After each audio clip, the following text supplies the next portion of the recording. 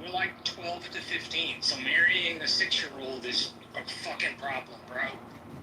Well, not only that, it's not just a product of the time. Like, I was looking this up while we were in that room. Apparently in Iran, they have a rule in the books that says that you can still marry a girl that's 13, and then if you have the father's permission, they reduce the age to 8 years, 9 months. So, I mean, think about that. You still do that legally. It's just crazy. But now that we've got people in here, maybe we should talk about the topic of the room. That might be better. Yeah, I appreciate you letting me get mine kind of sentiments out. Yeah, no problem. Welcome, Scott. Scott, you did a great job of moderating Gary's room yesterday, although I disagreed with some of what you said. But I didn't say unprecedented action-wise. I meant unprecedented, I think, temperament. Okay. Yeah, I didn't mean, you're right, because I think your list of those authoritarian, of the things that transgress the Constitution, I don't disagree with any of that. And I agree with Marshall, too. The executive overreach is just, it's been a problem long before Trump. It's actually a really interesting book by, he's the Asian-American Yale law professor, I think he's at Yale, called the National Security Constitution. It's all about this topic, about executive overreach. It's fantastic. Yeah. Well, let me start with you, Scott. What do you think of the title of the room? Yeah, I think I don't know the answer. I mean, I think sexual orientation is a continuum, right? I mean, it's not. I think there are people that are born at different parts that continue. It's a combination of nature and nurture, right? So I don't think. So I don't think I don't think that's an exact answer. I mean, I think it's complex. I think for political reasons, people want to say it's. No, I think to say it's not a choice is fair, right? I think people that feel like, hey, I didn't make a conscious choice at like 19. Oh, I'm going to be gay or something. I understand that, right? Like, because this is something that probably has genetic and psychological factors in it, which is why it's a sort of dynamic continuum. But I think it's a bold. I don't know that I think it's whole like a thing like gender at birth or biological sex at birth. Well, what do you think is the definition of gay? Because I've thought about this and half of my party. Well, I'm just wondering how you determine it. Like, if somebody has like a gay thought, does that make them gay, or is it the act that you participate in that makes you gay? And on one hand, I can think, well, we don't call somebody that has suicidal ideation. We don't say that they committed suicide. We don't say that somebody has a homicidal thought as a murderer. And so I wonder if the definition is like, let's say somebody was born with a particular orientation, the behaviors are still going to be a choice, and so there's that. But then if you looked at that particular line of thinking from a slightly different lens, you could then say, okay, well then, what if they participate in the behavior but they don't enjoy it? Does that, so is it the behavior or is it, the preference? Yeah, that's interesting. So I had a professor when I was in my master's program who wrote a book called The Bible and Homosexual Practice, and it's probably the most comprehensive book on the traditional view. It was written a while ago, around 2000 or something. Early 2000s maybe.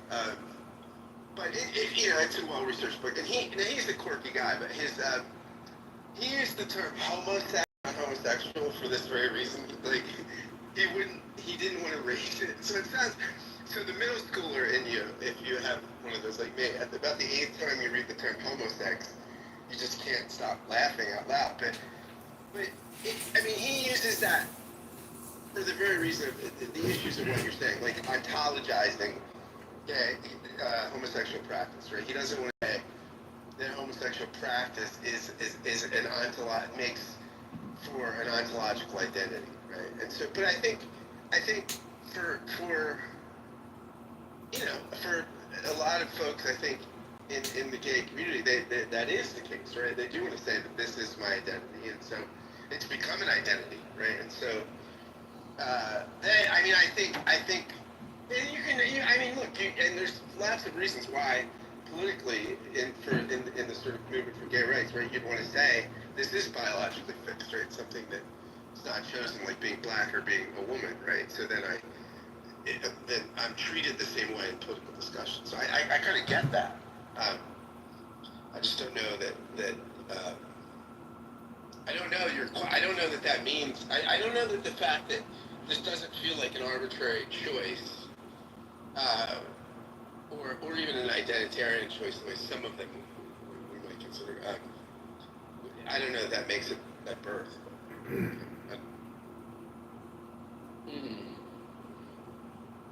Do you have any thoughts on this? I don't have any conclusions on this. I mean, asked another way, what when you think of this, can you personalize it and ask yourself, do you feel that your sexuality was determined at birth? my sexual orientation. Yeah, your sexual orientation. Do you think at birth it was determined? And I won't ask you what it is. I'm just asking if you believe that yours was determined at birth. Well, I'm straight. It's okay to say. Also, I don't know. I don't think so. I can't recall the first days of my life and the first years of my life, so I certainly can't form an opinion about it. But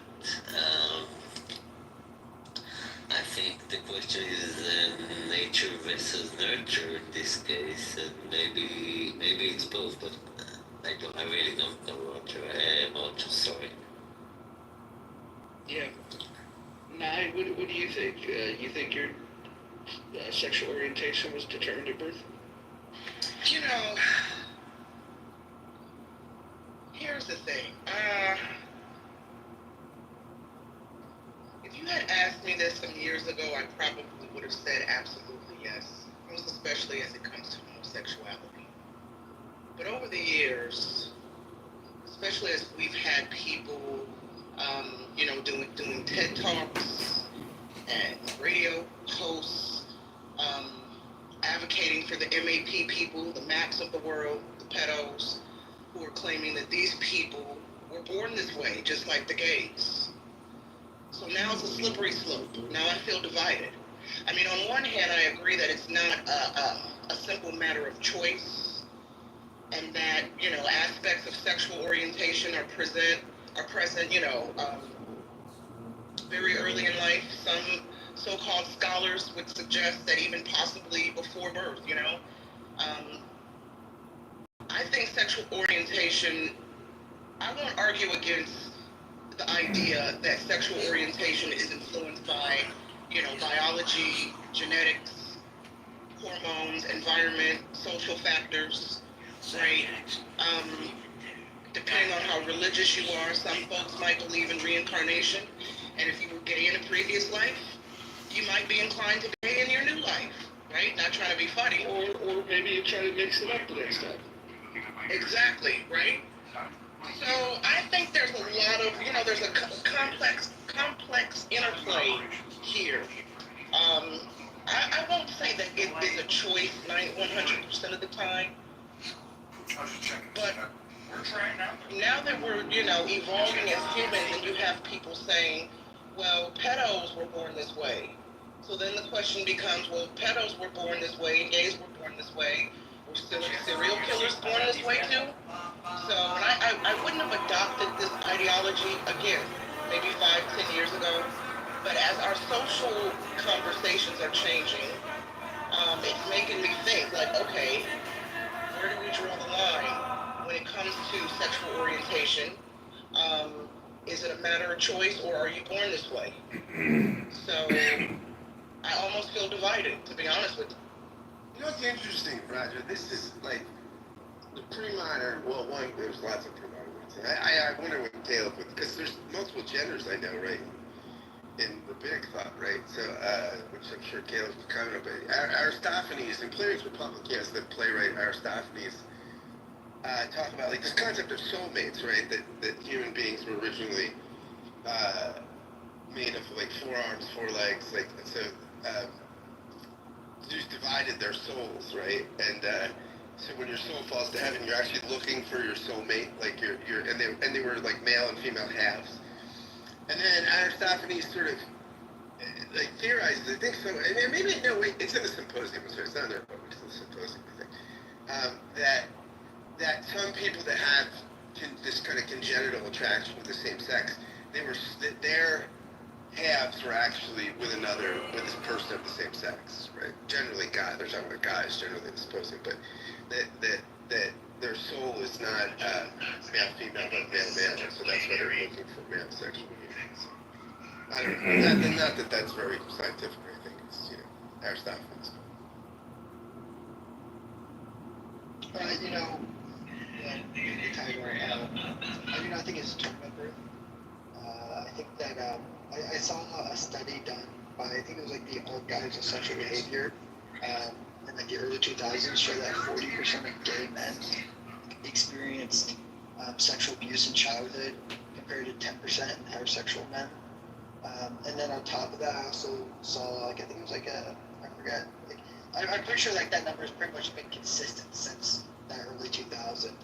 And then the other thing that I think about is that you guys remember the Alex Jones Turning the Frogs Gay, which is like it's a funny meme, but it's also true. Like that, I forget what was it called. Like was it like I forget like the chemical in the water that was actually it took because what they actually did was they took African like claw frogs, whatever they're called, and they studied through the EPA did this as well, showed that in high doses of concentration in this water supply would turn the sex of these male African frogs and make them super effeminate. And that type of chemicals in our drinking water to this day. So I also wonder, like, does that play a portion? I think a lot of, I think a lot of environmental factors, of course, how you grew up. But I think sexual abuse as a child, and I think, possible chemicals in different functionalities in our human life could potentially determine the course of your, sexual orientation. So, no, there's no gay gene, so. Well, whether there is a gay gene or isn't a gay gene, I think that when it comes to sexual orientation, there's going to be things that influence this stuff. What you're attracted to. I always thought it was interesting where if you think about the way that men have their intimate moments when they're homosexual, it's an act, whether oral or anal, it's an act that they could have done heterosexually. So it's not the act itself that they're drawn to. It seems to be they're drawn to. It could be just that person.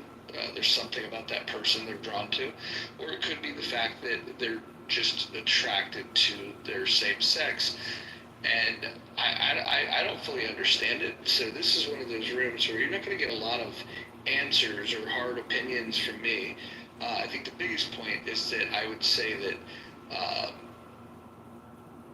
Even if it's a lifestyle that you wouldn't participate in, maybe even perhaps you'd go as far as to say it's repugnant, I definitely think it's something that we should talk about, also weaving into this conversation, protecting the rights for people to freely, participate in whatever consensual adult sexual relations they would choose. But I don't want to get too far off topic there. Caleb, do you want to jump in? Yeah, I think I'm mostly with the group. I think it's probably a combination of things in terms of like the absolute answer to the question. Why does the question matter? Well, you just sort of mentioned it matters socially, it matters policy-wise, morally, especially in the world of like identitarian politics, where people want to say, I am this thing, and you can't take away my amness, my isness of that thing. So protection of rights, access to all kinds of things, inclusion, diversity, whatever you want to say, right? In the world of that, I think there's probably motivations to say, whichever side of that conversation you're on, it strikes me that there's probably motivations for you to want to say that it's a sign that is designated at birth, and probably those who are motivated to say that it isn't, for the social implication of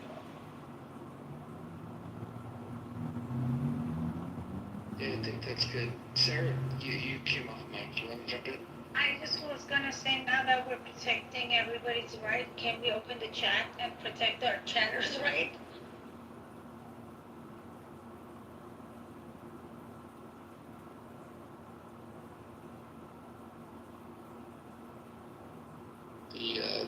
The chat has been liberated. You can all now occupy the chat. Yeah, I mean, and I do agree with Caleb that yeah, like we're talking about this, like if I'm against homosexuality, because I think it's pretty gay, then yeah, I'm gonna think that's not determined at birth. And if you are for homosexuality, and you think it's cool, then yeah, you're gonna be like, oh no, it is determined at birth. But I think there is more like statistics backing up that's probably not determined at birth. It's probably way more environmental.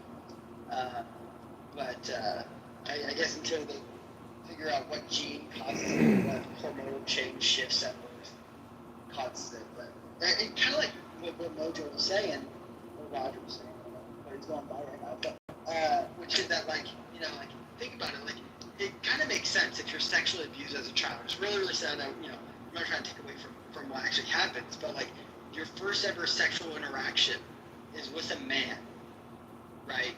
And then after that, and let's say even made you feel good as a child, which is again very, very bad because that's a real thing, and children get exposed and exploited. But again, that's your first ever sexual interaction. You might always crave that sexual interaction for the rest of your life, and so I feel like that is a really big determining factor. As a child, is what you are predisposed to before you're like a consenting adult. Even maybe like pornography. Like what if your ever first porn is gay? Will you then just be attracted? Like I don't know. But. So can I ask you a question? Yeah. Do you think that the answer to the when it's determined makes any difference about protection of rights? I mean, not when it's determined. I think that they deserve like the same rights as everyone. Like everybody deserves all the same rights, right? No, I don't believe that. Oh, you don't believe that? Okay. No, like I don't believe like they should like adopt children. You don't think gay people should have the rights to be parents? No. Okay, so you're a bigot. Right? Roger, I'm wondering, I have a question for you politically. Do you think that Pete Buttigieg would have better political prospects if he came out as a non-versatile top? I think there's a lot of things that go into people's preference of who they would elect. I think that there's probably sexual orientations that in a particular area of the country, maybe even just your neighborhood or your county, that people would weight that very heavily. I can also see, choosing to vote against somebody that happens to be homosexual, but it has nothing to do with their sexuality. For example, Buttigieg. I would never vote for him. I wouldn't vote for him to be dog catcher, but my reason for that is I don't like his position on when it comes to gun rights. And so, but I think a lot of people, if he were to come out and say, hey, I would never vote for that guy, I think he would be awful. Even if you didn't mention sexual orientation, much like the race and gender thing, people would say, oh, you're probably against that. But before we get too deep into that, I want to interrogate this thing that Keegan had said. Keegan said that he doesn't believe that if you're homosexual that you should have rights to adopt. And I'm just kind of curious, like, why would you, like, what is your reason for that? Yeah, I think that number one is if they were adopting like older kids in the foster care system, I maybe could be like, hey, maybe I don't think it's ethical, but like those kids are better off probably in a gay household than in foster care, right? But what actually is tend to happen is that they get priority over heterosexual parents for newborn adoption, and we don't have a problem in America. We don't have a problem with newborns being adopted. So I don't believe that newborns. I think newborns have the right to a heterosexual household. Maybe I would almost say that like maybe I would be okay with it if we gave priority to heterosexual couples first, and if there's any newborns left, then they could maybe. But again, I also think that like number one is I think you have a right to a heterosexual couple because a father and a mother, and also I understand opinion for single parents. Single parents shouldn't adopt either. Shouldn't be allowed to adopt either. But like as a parent myself, I've read a lot of parenting books, and they've done so many studies of how fathers and mothers parent completely differently. Fathers are much more risk takers. They do actually rough and tumble play, as they call it, and they allow. Are you talking about Jordan Peterson's take on this? No, not Jordan. This is a book. Because that's the exact term that he refers to when he talks about this. Well, he must be reading off the study. It's a study done in 2021, which it's called the RTP study, which is called the Rough and Tumble Physical Play Study, which I'm guessing I bet he's just referring to. Which I bet a lot of parents would refer to it because it's supposed to share what a father should do and what a mother should do. But they've done studies on like how fathers are much more risk takers, right? They allow their children to really experiment what they're able to do with their bodies as children, while mothers tend to be much more compassionate. They tend to teach their children about emotional awareness. Actually, they show that communication styles. When a mother teaches their kids majority of the communication styles for the first 12 months, they tend to have much better communication styles than if the father taught the child for the first 12 months. Right? So I think that these things, again, I mean, biologically, we were made to have children heterosexually, and I think that there's also biologically a course of how those children are supposed to be raised biologically. If we change that course just because of preference, it's just not what I agree with. I think it's another. Well, but you didn't. You gave me a lot of information, but you didn't answer the question. Like, what is your reasoning for why you think this is bad? I mean, They don't make good parents. They can't be good parents because they can't be. They're not opposite sex. They only can bring one aspect of parenting to the child. Is my point. Can I ask If two fathers. You can ask a question, but it better be on this particular thread. exactly on this? That he says they won't see one type of parent. Well, does that mean we're gonna like ban people, single parents? Because if you're raised by a single parent, you're only seeing one type of parenting too. If one of your parents die, it's the same thing. You only see one type of parent. Yeah. As I stated before, number one is again, this is about adoption. This is about the choice to put a child into a home that isn't, again, the natural way of having a child, which is through a heterosexual couple. So if a single parent wanted to adopt, I can't make people not divorce or widow happen. I can't determine that. But what we can determine is when children get adopted and who they get adopted by. But a single parent shouldn't be. But we can't control. As a society, we can't control when heterosexual people that don't love each other decide to have sex. A pregnancy occurs, a child is born, and then you have two people that may or may not be in a relationship, and then so now you have like a single mother. You could have a father that doesn't want to be involved. I would make the argument.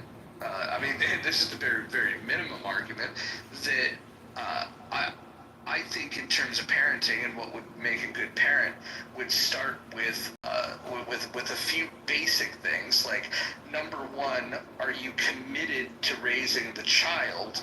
Because there's people that are heterosexual that are not committed to doing that. That becomes problematic. Do you have the resources, or are you willing to work your butt off to gain the resources to be able to adequately support this child? And then thirdly, are you going to provide a safe environment, that provides shelter, food, which ties into this whole resource thing, although the resource is a little broader in my mind, because it has to do with, like, will you commit your time to, like, reading about books on how to raise a child, how to deal with difficult situations. I guess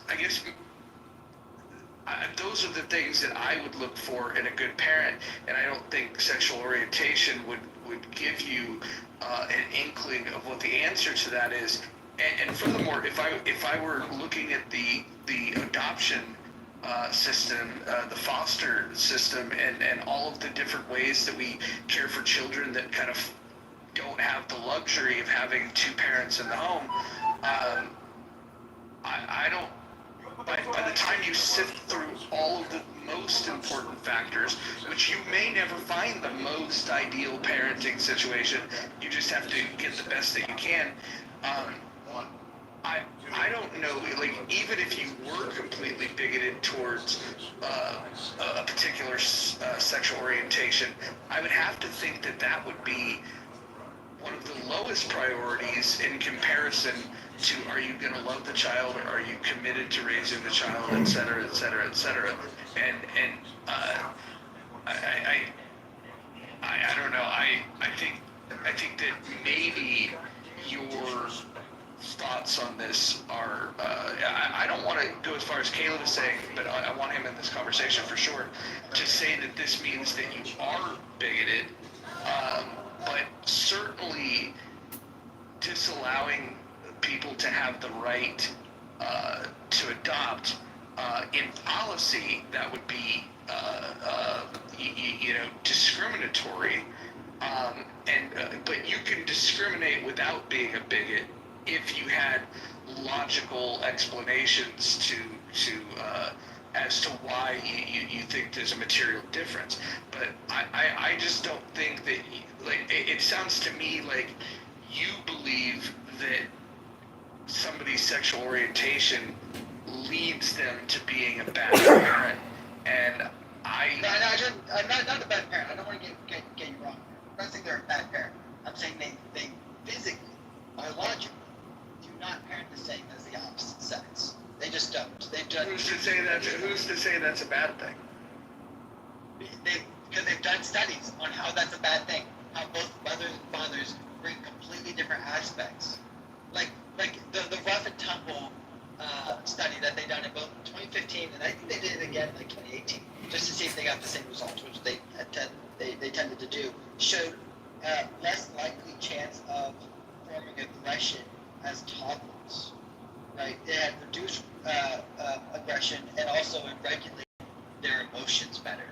Right, with this rough and tumble play. Again, it also created risk taking into their mind and now allowing that to grow. That's what the case with others. That's the thing, like two lesbian parents. Again, women don't want to do that because they have again, as they've shown in studies, that they tend to just not do that because they're just much more compassionate human beings. They don't want to think that they're going to hurt their child at all. They're all about safety rather than risk taking. But sometimes it goes. But I want to make it clear, they're not bad parents. They just can't be a parent from the opposite side. Sorry, Mojo, may I ask Keegan a question? Yeah, jump on in, brother. So, Keegan, the question I want to ask you, so, what if they were a single parent? Are you saying that that child cannot be a well-rounded individual? If they were in a single parent household not of their own making? Okay, there's an African proverb, and it says it takes a whole village to raise a child, not just two parents, and you can get many different influences and many contributions from your uncles, your aunts, and those that you consider to be your uncles and aunts. It takes a whole community to raise a child, not just two parents. So that single parent child in that single parent household, are you saying they're not well-rounded?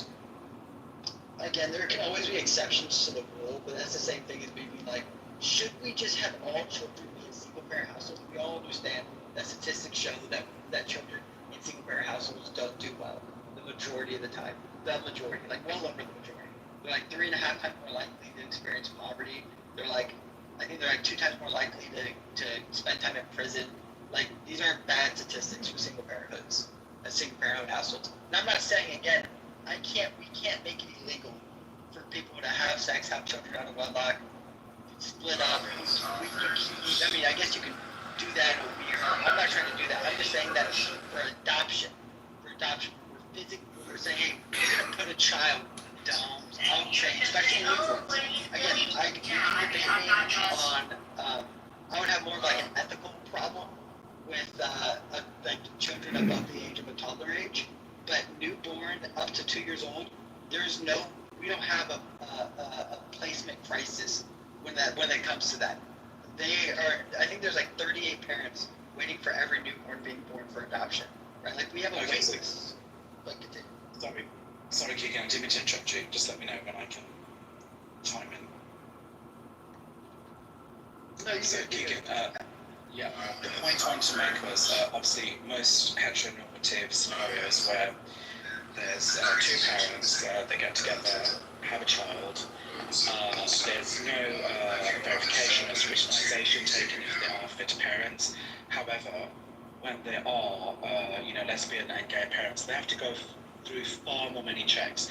I would say, I'm assuming that every country's processes are the same, but they do, on average, go through far more many checks to see that they are competent parents and they have the means to provide for that child. I would say it's a far safer bet that in most circumstances, not all, I have to emphasize that they would actually be the far better parent than a guy and a girl that got together and the girl got pregnant.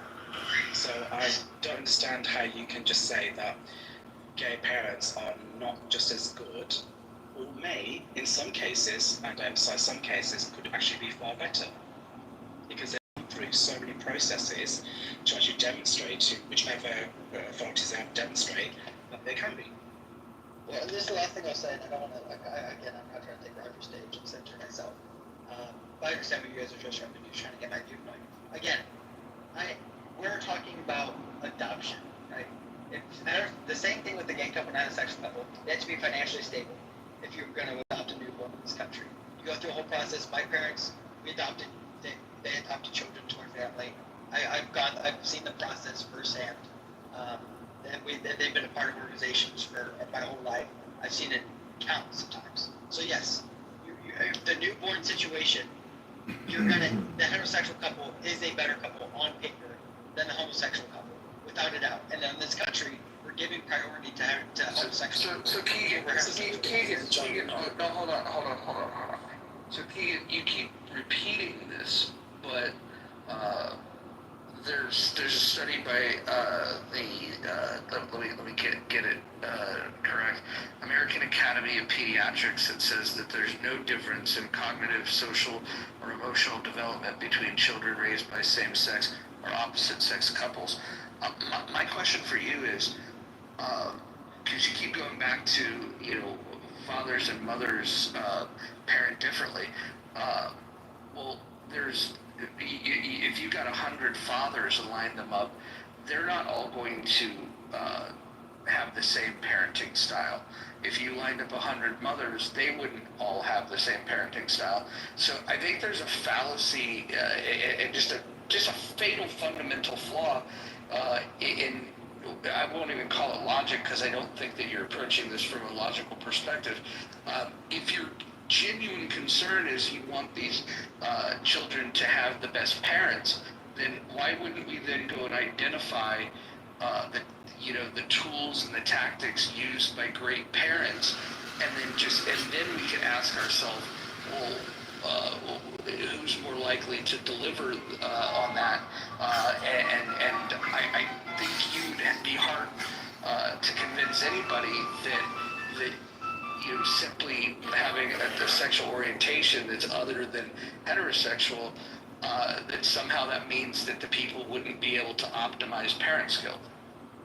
Can I quickly chime in? Well, I wanted Keegan to respond to that, and then absolutely, Dummy, I'd love for you.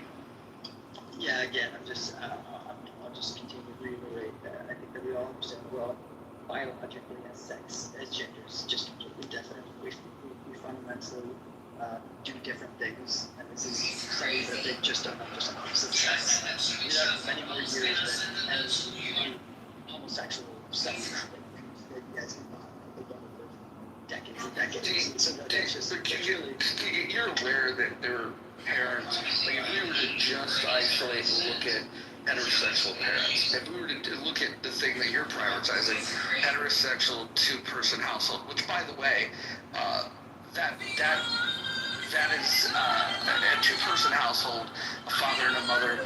If you were to ask me, is that the most ideal? I would say I would probably concur, simply because it would be, well, provided that it's their birth parents, right? I would say that would typically be advantageous. However, there's caveats to that. What if the father is abusive? What if the mother is an addict? I had another eager look. I would like to speak though. Just on this point, 10 seconds. The phenomenon of the two-parent household is actually modern and new in the history of human development. We didn't live in single-family households. We lived in multi-generational households, which goes back to Boomer's point about, right, people were raised by grandparents and parents and older siblings and, right? So this idea of the natural ways to heterosexual parents is kind of a historical inaccurate. It's just it's just the opposite sexes. Like you could convince me that a polyamorous relationship between two men and a woman, but the two men are attracted to each other, but one man's bi, he likes a woman, whatever, this world's crazy. I would be more in favor. I would say that polyamorous relationships should be able to adopt, because it's literally just based off of the natural instincts that you have biologically as a man and as a woman are completely different. This is done by every single study. And so my opinion, and opinion that has been formed based off of studies, I understand that Roger stated a study that I'll definitely look at after this, but is that they generally, on the majority, behave differently and parent differently, and it's beneficial to the child to have both parents. Well, I would like to bring you some studies actually, right? Because you're talking about studies and behavioral issues. When it comes to marriages, men gay couples tend to divorce and have a better structural household than lesbian gays or straight couples, because the divorce rate is only about 25% versus straight couples is 50 and lesbians is about 75-80%. When it comes to financial issues, gay households tend to have way more money than straight couples or lesbian couples. So when it comes to all these studies, right there alone, you have a better structure of life for the child to be adopted to, right? So what sides are you talking about? I'm just curious.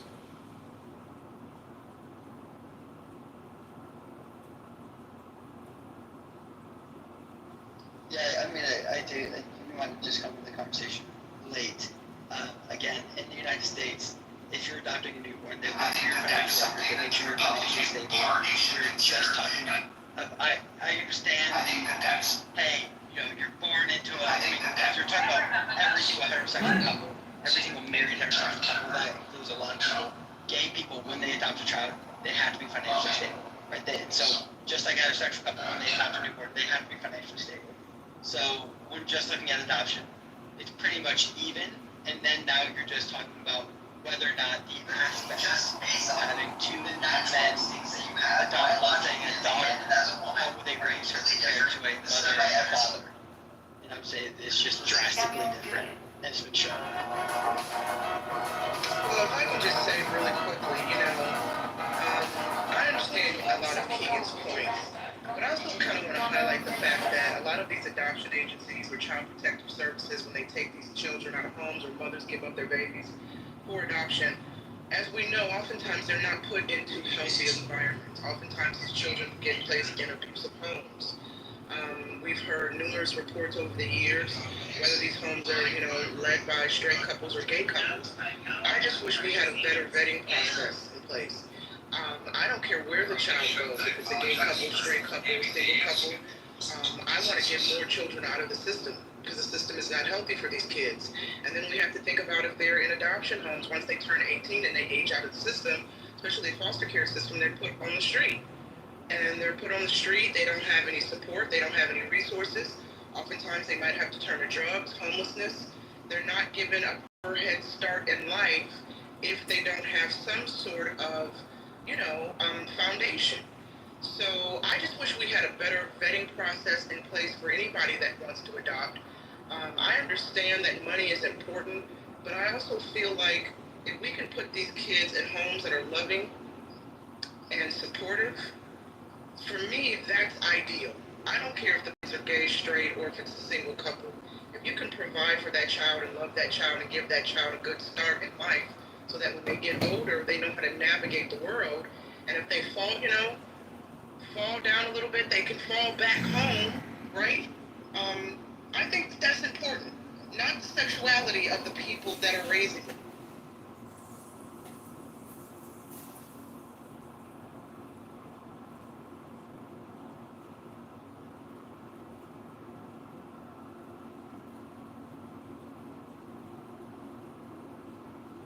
Here's my question, because this becomes more of an ethical debate. I really want to hear from Roger. Maybe he can give me his point of view. So again, if we have no problem, let people be based off of who they love. Would anyone have a problem if two sisters who were sexually active with each other, incest, can't produce children because they're gay? Would you guys first of all be okay with them getting married? And then a secondary question would be, are you guys okay with them adopting? That's illegal in every state of the country. I'm asking you that Very respectful. Yeah, so here's my perspective on marriage. If that was the question, why do we? I would back it up. I don't believe that people should have to submit an application to get the license to be married. I don't think that the government should make a decision on who can or cannot get married. I think that if somebody, I would probably not attend a wedding between two sisters. I think that would just be beyond my level of comprehension. I think I would probably stay away from that one. But I think that marriage, I think we put it in the hands of the wrong people. I think that George and Martha Washington, for example, didn't have a marriage license, and they were able to marry. I think the mere fact that we say you have to go to the government to get their blessing to be married, marriage to me seems like a individual commitment that people make, but ceremonially, it's more of a religious ceremony in which there's cultural and religious belief that's tied into this. I would say that if the church that you attend has, allows for it, and you are in a consensual relationship and you want to get married, then go ahead. But I don't think there should be any advantages tax-wise of getting married or remaining single. I just think that the entire institution of marriage, the way that we do it here in this country, where the government determines who is and recognizes who is or isn't married, is the problem. Does that mean that I support incest? No. I also cringe at that idea. And I'll explain why if you guys care, but I think it's, for most people, it's self. Roger, I wonder, what do you do with, marriage is a civil contract, right? And so when, church and state pre-modern societies of religion and your culture were not as delineated. I mean, this wasn't a big deal, but now, I mean, it's you know, you might want to get married in a religious ceremony or whatever. It's weird because you get married in a religious ceremony, but the state solemnizes it so that there are legal protections around it, right? So how would you do if you didn't have the state issuing wedding license, marriage licenses? How do you establish who's legally married and then who gets when the divorces and the child? Like, I mean, my understanding is part of the reason for the state, you know, offering giving marriage licenses and stuff is so that you have because the state deals with legal ramifications when you get divorced rates. So Scott, if what you're looking for is a contract, why would you have to be married to enter into a contract? You could do that with just simply, drafting up paperwork and getting it notarized. Yeah, we could do that. That would be an acceptable alternative. That basically, like, that instead of marriage, you had some sort of civil contracts that people wanted to do in addition to whatever private communities they had solemnizing their relationship. They're saying, okay, in addition to, you know, the synagogue or church says we're going to add these legal public connotations. Yeah. So here's what's interesting to me is this entire conversation when we, you know, it went into adoption, right? That was like the first thing that people said of why homosexuality, you know, like what the question was, you know, should homosexuals have the same rights that heterosexuals have? I think the answer to that is yes. I also think that there's a big difference between rights and privileges, and I think we should think about that. I'm not a big believer in the idea that look, if somebody else has to do something for you, that it's not really a right. Rights are these things that were granted to us by our Creator, right? The Creator, you know, gives us life, and I think that most societies believe in the sanctity of life. Although we had a conversation last night with a death cult that didn't. But where I'm at with this is that it seems like the people that are most against adoption by homosexuals to adopt children, it seems like those people are not necessarily coming at this from a logical perspective. They could say things like, oh, well, fathers, and mothers parent differently. Well, if what you're worried about is different parenting skills or different parenting styles, then I think we should look at heterosexual couples and we should inquire more about parenting skill, parenting styles. If that's the scrutiny that we're going to put on it, and then that could lead us into some really interesting places where if you were going to try to break down demographic information, you know, we would then look at like, well, okay, well, what demographic information helps us predict better outcomes, you know, whether it's socially or in their career or just being happy in general. I think that's a good measurement. I think maybe it's an underrated measurement. Most people, like parents, they'll brag and they'll say, oh, my kid is doing so good. They've got this successful career. And I don't think that's a bad thing. I think that's a good thing. But what if that same kid had a great career but was miserable and it was just an unhappy, depressed person, which happens quite a bit? I personally think happiness and just being, like navigating the world where you've got a good perspective that's healthy about yourself and your relationships. And so I just don't see any data, and if someone wants to point it to me, that suggests that we should even consider looking at orientation. And again, if you showed me concrete examples, that a high percentage of children raised by homosexuals had bad outcomes. Before I would even take that data and say, "Ooh, we should restrict that," I would want to compare that to like for like incomes and with heterosexuals and see if that data even matters. And again, it's just my observation, but it seems like all the people that think that homosexuals shouldn't adopt kids, and even the ones that are using this example that, oh, well, a father and a mother have different parenting skills. If you were to peel that onion back further, I would guess that 99.99%, again, this would be my guess, I'd be willing to wager that those same people making that argument are all heterosexual and have negative views of gays in general. Well, and Roger, I'll ask this question one more time. Because, you know what, I'll just make the ethical question. Because I like to see how people determine, why they believe what they believe. And of course, just so everyone understands where I'm coming from, I am a Presbyterian Christian.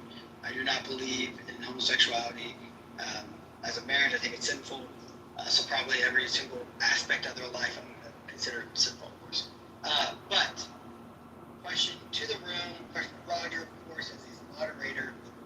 If again, a sister and a sister in a sexual relationship as an incest, which I understand is illegal, I'm just asking the ethical question, not the legal question.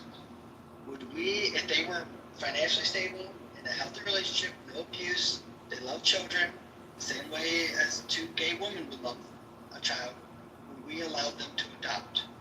And if not, I want to know why. I would say this.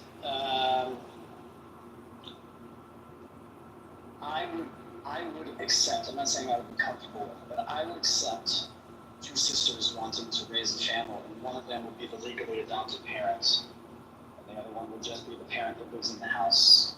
The ethical considerations or my ethical problems with their sexual relationship don't necessarily say anything about their capacity for being good parents. I don't know. I feel like if you're willing to diddle your sister, you have no boundaries. What will you do to the damn kids? We can't know that. That's the very evidence. In other words, you're making assumptions based on one set of behaviors and saying that translates to all other kinds of behaviors. I'm not sure that that's right. Then parents who smoke shouldn't be allowed to adopt children either. Right? Like, how far do you want to extend that? I don't know. Because a lot of things. We're comparing cigarette smoking to incest, though? But I'm comparing, no, because I'm comparing them on a spectrum, right? In other words, if we're saying some behavior is dangerous, where do you draw the line? And a lot of things are a matter of degrees, right? So I think Keegan's question is, in the abstract, malformed, because he's not asking about degrees, he's just asking about like one particular case. So I would put the question back on Keegan. Where would you draw the line about harmful behaviors or harmful things that you might see in a family, and would you further restrict adoption rights because of those things like smoking or alcoholism or overeating or obesity? Where would you draw the line? See, this is where it becomes very, very fun. I said I would be more willing to have this type of discussion, which is like maybe it's not like a full-on restriction and make it illegal, but rather a priority list. Because we don't do that in our legislation, right? There's not a priority list. There's not a list that That's not true. You have to fit a certain number. It's for newborns. You have to fit a certain number of legal states. Do you kids? Yes. God help them. God help them. Because I think you're raising them to be. It doesn't matter. It doesn't matter. God help all the children. God help all the children. Okay. Well, anyways, which is that, like, I think that, not even just based off of like your financial standpoint, which is already a standpoint that you have to hit to adopt a newborn, and you have to be,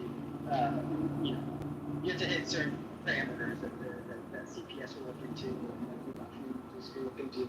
But yeah, looking into it even further, like do you smoke in the house?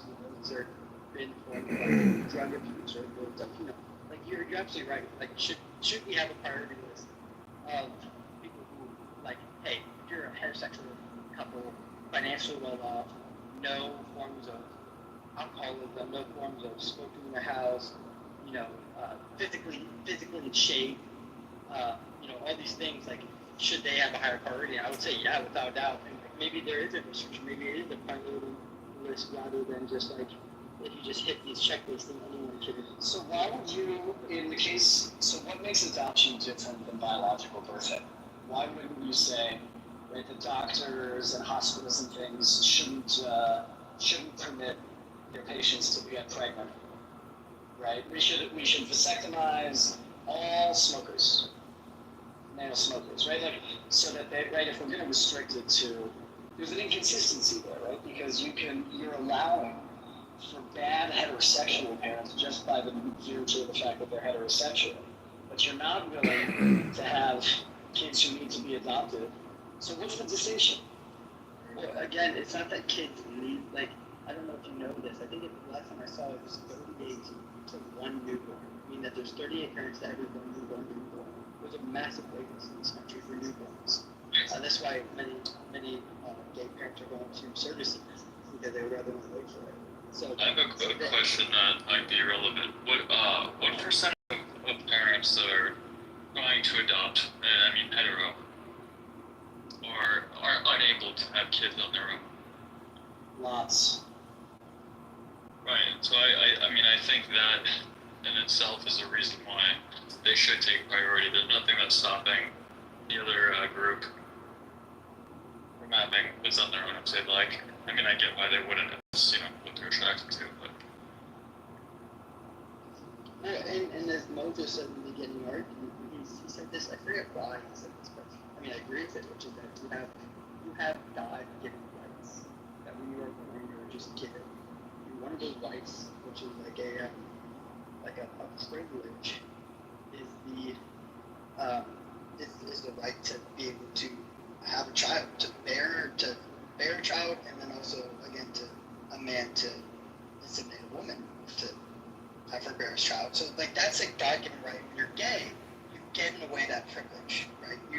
I think you just don't get that privilege. Why? Because you can't do it. You don't. I guess. Of course you can.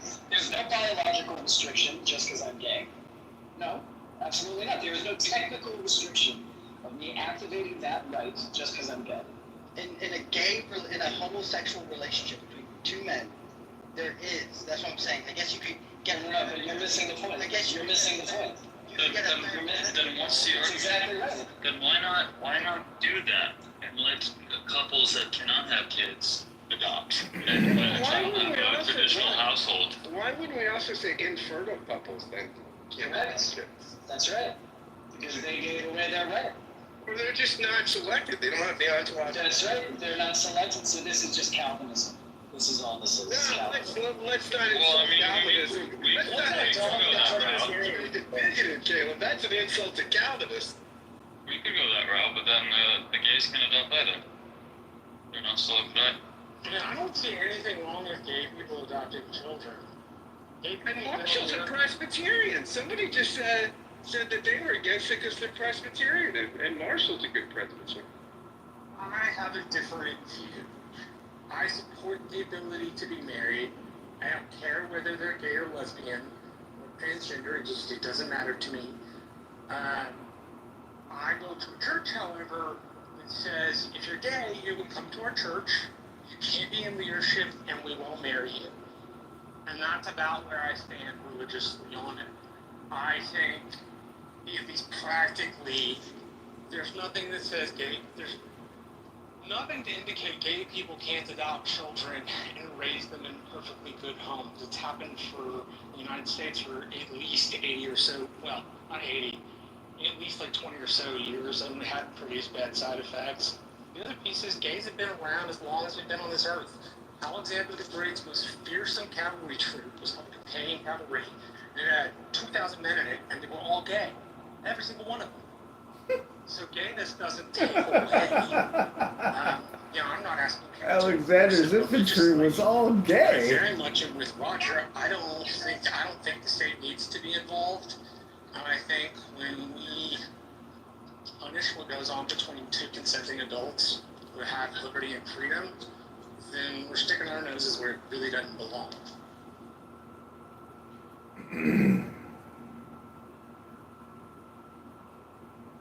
I realize, Keegan, you don't agree with that, but that's Yeah, I mean, yeah.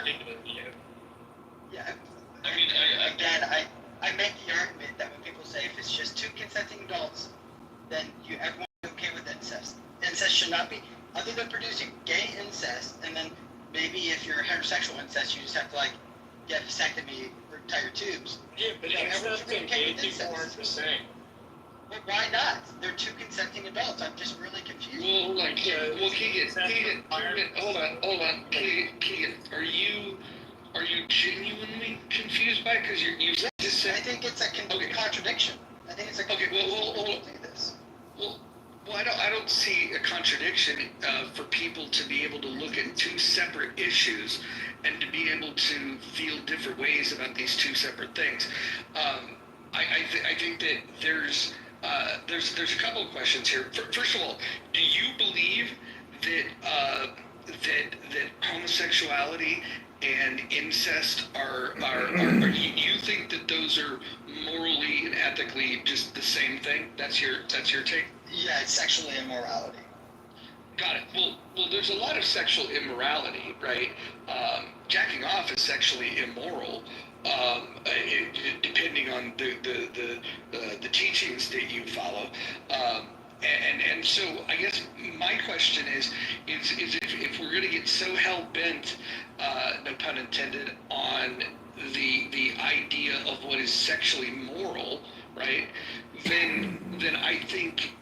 What about people that have sex out of wedlock? Do you feel the same way about them as you do about people that commit incest? Yes. I mean, yeah. I mean, it's the same sexual morality. Now jacking off actually is debatable. It can be debatable, but these three things that you labeled other than that are not debatable among the church.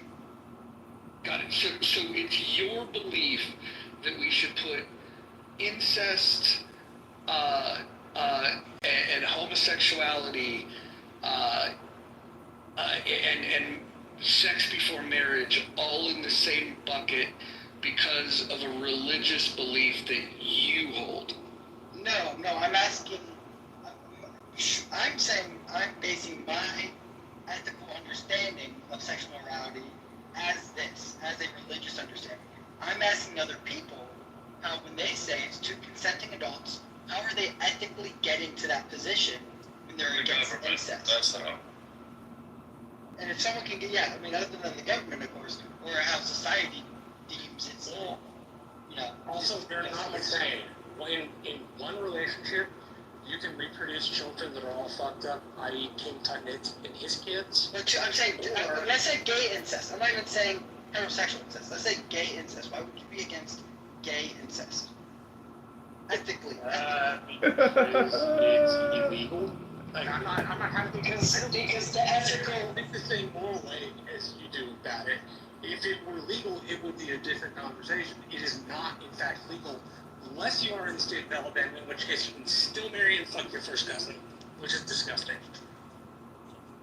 The ethics here can't have to do with that. Right? The symmetry breaker is that they're related, they're family members, right? That's the ethical breaker of the logjam, right?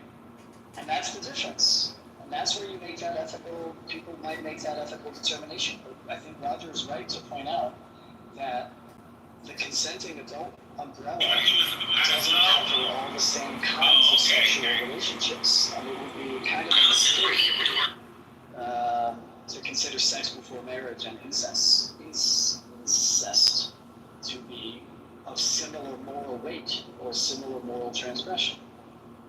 I could a completely new argument, which is that the two sisters who grew up in very household never knew each other, but knew that they were sisters, and then they were consenting adults and wanted to get married, would anyone be ethically opposed to that? So stupid. And at the end of the day, what I realized is a lot of people who believe just that two consenting adults can be in any type of engagement that they want to be in, always tend to just go, yeah, I'm for incest at this point.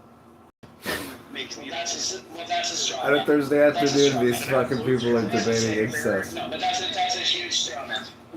Gay marriage was legalized in 2013, and you haven't got people saying, let's fuck persons. I understand. I'm just asking people on an ethical basis, You got not on a the legal problem basis. On a The legal problem is, actually, the problem, Keegan, is that your ethics, and it's not a problem that you have ethics informed by religion, but you think that all ethics, right, that the only ethical framework is religious, and that's a problem here, because it's not the only ethical framework. So when you ask about ethics, you think you're asking something that's like agreed upon, you think you're asking something that's like widely agreed upon or common sense, and it just isn't. No, I understand that ethics can be determined by society and environmental. My point is that I think that ethical standards that are determined by society and environmental completely shift through the times. That's why in 2001 it was commonly known that gay marriage was not a thing and was not accepted in almost every single Western nation. And then post 2001 it became much more common. And even gay adoption was even a thing for the last 20 years, or before 20 years ago. So it's like these things just shift so quickly, and then to determine that someone's a bigot because they haven't shifted with society, I think it's just astronomical. I would, 20 years after slavery, if you were to say that you were still in favor of slavery, I'd call you a bigot too. But here's the thing. Catch up. Time to catch up. But think about like Presbyterians and like Quakers, right? Which is what my family was growing up. Quakers were completely against slavery. They were ones who were abolitionists, right? That's why when I say that, like, if you allow society to determine your ethics, you are the one who usually probably supported slavery. You're the one who probably who just allows society to shift. Your ethical framework is entirely flawed. Your base assumption is one that doesn't correlate.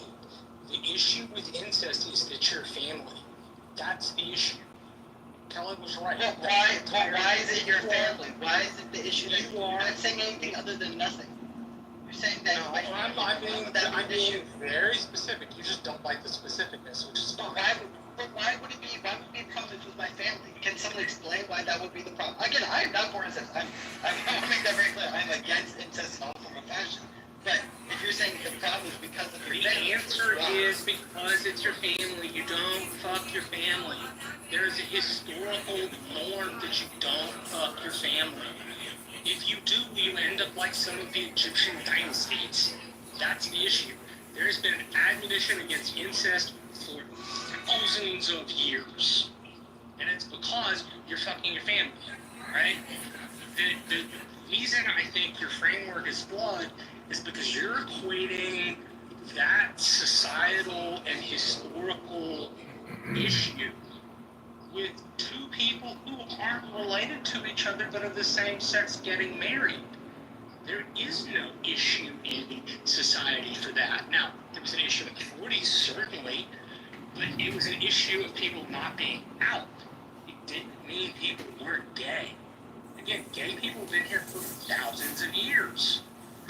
Like, it's not like... And for thousands of years they weren't accepted. Like I'm confused. It's not like we're turning people gay with the frogs, for example. Right? Like, sometimes that happens. It is what it is. It's been on the planet for a long time. Nobody in this conversation is asking you to morally accept that as a religious issue. We're simply saying the two don't equate. Maybe there is a better example we might be able to use. Could you think of one that is maybe more applicable? Well, again, you're talking about reproduction. The reason why society was against incest, which actually society wasn't against incest for thousands of years. Look at every single king and monarchy were mostly incest, and society was for that. And that actually wealthier. No, that's not true. Wealthier families would perform incest to be like the monarch. The poor And families. let's be real, royal families and the rich were not very much in antiquity. They simply weren't. I understand. I'm just trying to relay that your point's flawed. Which number one is that homosexuality can exist for thousands of years, but was not a societal acceptance for thousands of years. It's still not a majority acceptance in the world. It's only accepted in the West. It's not accepted in the West, and it's not accepted in more conservative countries. In ancient Greece and ancient Rome, it was hardly fucking accepted. In ancient Persia, marriage, homosexuality, marriage was not accepted. Hold on. Let me jump in this. So, Keegan, are you getting your position here based on your Christian beliefs? Is that where you're deriving this from? Yeah, that's where my ethical framework is, yes. Okay, so I can find the sections of the Bible that reference this stuff, which, by the way, one of them comes from Leviticus, which was a book from a religion that predates the religion that you practice. There might even be a different, perhaps I would argue a more important interpretation that would be given by the people that the first 5 books of what you would refer to as the Bible. So when you look in, let's say, Leviticus, for example, I think 1822 would support your claim that God finds homosexuality to be detestable and that it would be against the laws, right? That these moral laws. But however, in Leviticus, the same book that you would get this law from, it also forbids you from wearing clothing that's woven from 2 different types of cloth. And I'm just kind of curious, as I look at your photograph, I'm looking at this close, and I'm not an expert, but I will take that image and I'll run it through an AI program. You don't need to. No, hold on. It is too different. It is too. Well, so here's the thing. If sin is sin and your desire is to not sin, I would make the argument that you wearing cotton polyester t-shirts is just as bad in God's eyes as homosexuality. Well, two things. Number one is there is, and I've heard Jews also discuss this, which is there's something called natural law compared to your law, but we're not under the same standards of what Leviticus has taught. Then why would you hold on? Because Romans says that sexual depravity includes homosexuality, and this is taught in every single major Christian church, and that verse is not. It has been. Got it. Well, but you're aware of what Jesus said in order to get to heaven, what you have to do, right? Yeah, I do. Are you against gay people? No, actually what Christ said was, if you want eternal life, you simply just have to love people and you have to love God. And I don't see... Where did you... I'm so sorry, what? That's not what it says. Well, don't take my religion to lie on it. Well, hold on. Hold on. First of all, I will read it to you, since clearly you're unfamiliar. I would make this prediction here. I would bet and I don't know how you spend your time, but considering you spend so much of your time obsessing about gays, I would imagine that you probably don't read your Bible as much as I've read your Bible. And so I will happily read it to you if you're unfamiliar with this text. Yes, please read it. Let me go grab your Christian Bible and read to you what you don't understand. Let me go grab it.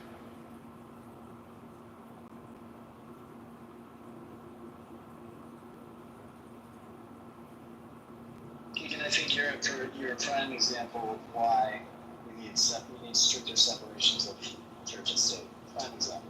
Well, sure, but and you can make that case, of course, but just so everyone knows, while he gets it, I know my verses. John 14:6, the most famous verse. Everyone should know this. I'm the way, the truth, the life. No one comes to the Father except through me, Jesus Christ. That's how you get to heaven. If you confess with your mouth the Lord Jesus and believe in your heart that God has raised him from the dead, you will be saved. That's the only thing. That's the only requirement to get to heaven is believing in Jesus Christ, that he died and rose again, and that he was the Messiah. That's all it takes. It's not loving God. It's not loving others. All it takes is that you have to believe in Jesus Christ. Are you familiar with Matthew 22:36-40? I am. Okay, so I'll read it to you. I'll read it aloud for the room that doesn't read the Bible. Teacher, which of these great commandment in your law? And he said to him, you shall love your Lord, your God, with all your heart and with all your soul and with all your mind. This is the great and first commandment. And a second is like it. You shall love your neighbor as yourself. On these two commandments depend all the law and the prophets. So what he's instructed is those are the two things that you must do. No, that have nothing to do with salvation. That's what you get wrong. Those are commandments that we're called to follow. It has nothing to do with your salvation, which you made the claim it did. And I'll back that up here in a second. But here's my question for you, because there's a certain brand of Christianity that seems to be obsessed with sexual orientation, specifically homosexuality. If you were to run the entire Bible through AI and say, hey, what does God tell you the most to not do? And I'm guessing you don't know this because homosexuality is referenced 3 times in the Bible. 3 times. A lot of books, a lot of stuff. The number one thing that he talks about is, what the Bible talks about, is that you shouldn't be angry, right? And this anger and this discrimination that people have towards people that choose a particular lifestyle that you don't want, the obsession on this, if you were to read your Bible, if you were to listen to what Jesus says is most important, then you would just focus on loving people and not trying to take their rights away. Do you think if Jesus was alive, let me just ask this question for you. If you think Jesus was alive, and of course he would not do this because he did not come to be the king of the king in the way that we see a king. But let's say if Jesus was alive, do you think that he would agree with the statement that gays should be able to adopt? You think so? Yeah. Yeah. You guys think Jesus would? Yes, 100%. Well, hold on. Here's the thing that I would point out is that when Jesus was asked what's the most important thing, and he says to love God and to love people, I think what he would do is he would pull all of the people aside that obsess on discriminating against people that happen to be homosexual and say, hey, I'm not caught up on this issue. Why are you so caught up on this issue? That's a good answer.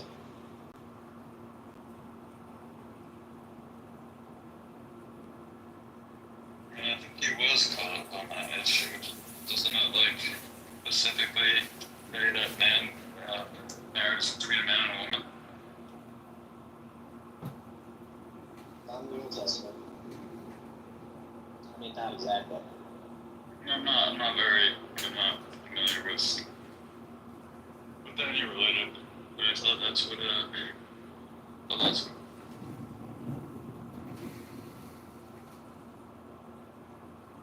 In antiquity, men had sex with other men all the time, and nobody had a concept of homosexuality the way that we conceive of it today. It was like a normal part of certain kinds of cultures. Marshall mentioned Greeks. I mean, that's how to understand Leviticus. Leviticus is saying don't upend the social structure. It doesn't say don't be gay. Well, let me ask you this, Keegan. Would you advocate for restricting the rights of people that have done other quote unquote sexually immoral acts? So, let's say if somebody, let's say a couple were together and they had. Let's say the president. Let's say the president. Let's say a couple had sex prior to their marriage. They then get married, and then they go and they fill out adoption paperwork, are you going to then say that this heterosexual married couple that was sexually immoral by having sex before marriage, would you then hold this standard that they should not be able to adopt? No, again, not based off of the standard.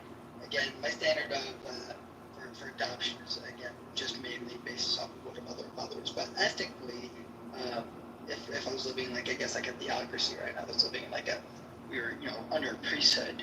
I would say that they would have to confess that they've repented for these sins. But I mean, we don't live under that, so now I don't have an ethical problem. Or a legality problem with it. So, but what's really interesting about the way that Christianity is spoken about, which is that the number one thing, right? We have to remember, one of my favorite stories of Jesus when he confronted the woman who was about to be stoned to death for committing adultery, and when the men came to stone, he said, "Okay, whoever has committed no sin, throw the first stone." Right? Woman's facing death. He's like, "You all have done some of the worst things as well. Like let us not judge thee and put her to death for this." Right? Even though again it's based off of Judaic law. And so he said, "No, we're not going to stone her." And they decide not to stone her. And so he sits there and he keeps writing what he was writing in the sand.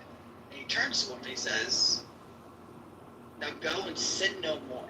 Right? I think that people forget the religion that Christianity believes in, which is that I love gay people. I truly do. I know that maybe you guys don't think I do. I love them. But again, I'm not going to advocate for anyone to be living in sin. And what I believe that they are doing is sinful. Again, based off of Romans, based off of Galatians, and sure, you can also say Leviticus, but I understand that you want to make the basis of it's Judaic law versus natural law, what that is. But yeah, that's all.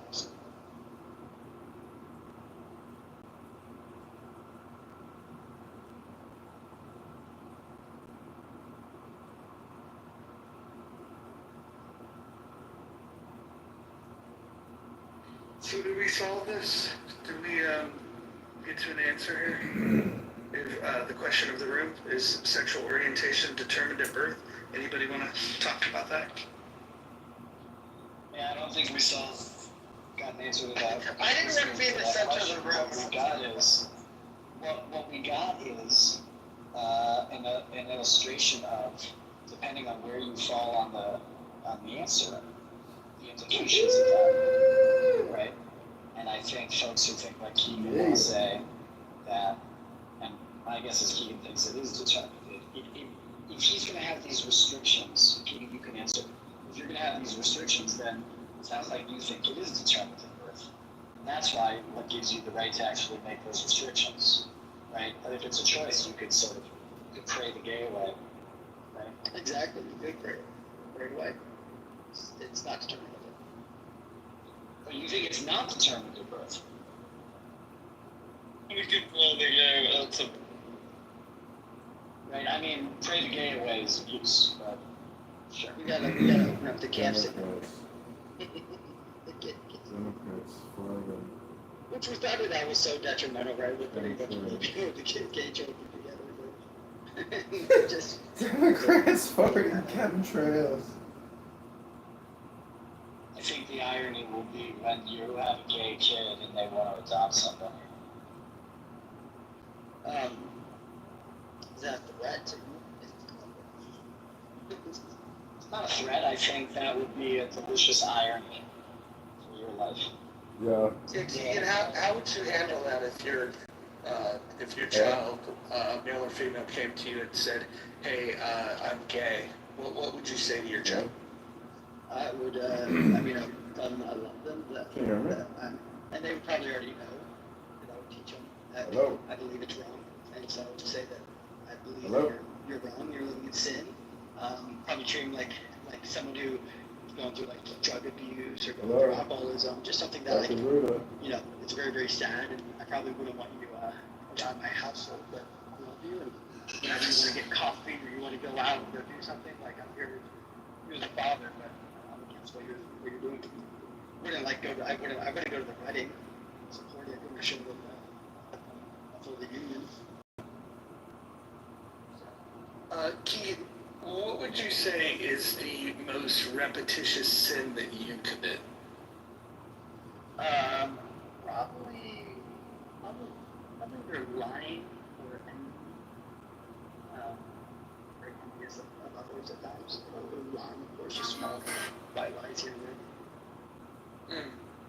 What do you think? What do you think the God that you pray to thinks about your sin? I mean, he hates it. It's all sin.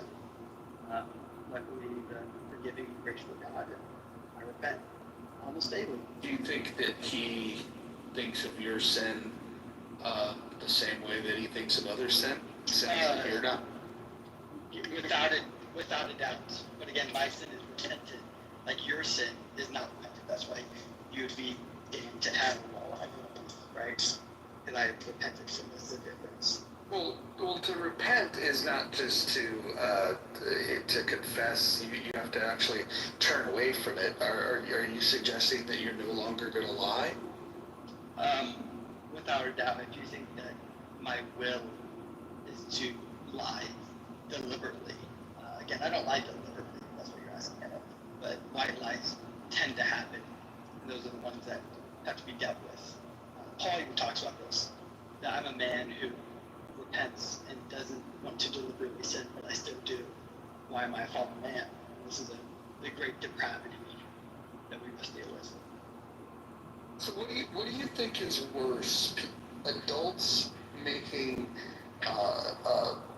consensual decisions to have sex with each other, or the act of deceiving people through falsehoods, otherwise known as lies?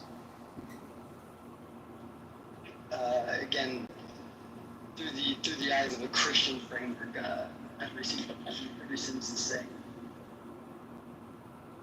Got it. But I mean, but I would probably, I'll tell you this, I would probably say that deceiving someone, in my eyes, just being as a person, I would say is more wrong. But then I would also say that gays are lying to themselves. So I could make a even bigger argument that they're living in two cities. What lie are they telling? That they're not committing sin. I guess you got gay Christians like I'm committing sin, but I don't care. Which then just it would only matter if the person accepted your framework of ethics, right? Yeah, but then they're rejecting God, which is the without doubt way worse than lying. Is rejection. So is homosexuality as wrong as telling a lie? Say that. I'm so sorry. I ask if homosexuality is wrong as telling a lie. It's the same sin. Based on the framework of God, yes. God would see it as the same law. That's not a biblical view. Yeah.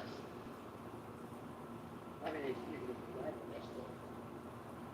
Well, sure. I mean, if they were, look from a Christian standpoint, in my best understanding, right? The law doesn't matter. You don't have to observe the law, right? That would include all the laws. Right? There is no obligation in the 613 commandments for Christians. So I find your position to be splitting that, too clever to be useful. Some of the laws are here, they're not the ritual ones, not the ethical ones, blah, blah, blah. You want to make these kinds of distinctions that the Old Testament itself doesn't make, right? And just to put it on the nose, right? There is no passage in the Hebrew Bible that says lying is an abomination. It does say that about male sex. So I think you'd have to do a lot of gymnastics to try to figure out that lying and gay sex is the same kind of sin.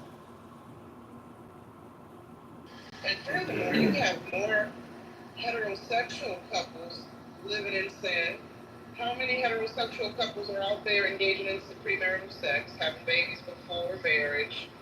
I mean, this is, if, if it goes without saying, sure, I don't know any verse in the Bible where Jesus directly addresses homosexuality, but I know there are verses where he talks about the man and the woman's role as husband and wife and procreating, right? And, throughout time, we see a lot of straight couples, who are so-called Christians, don't adhere to what Jesus in the Bible expects of them or commands of them. We live in sin by fornicating, having multiple partners. I don't, spreading STDs, I wouldn't call it a sin, but you're certainly not honoring your body and the bodies of others when you're having unprotected sex. So, I mean, who's really sinful here? Right?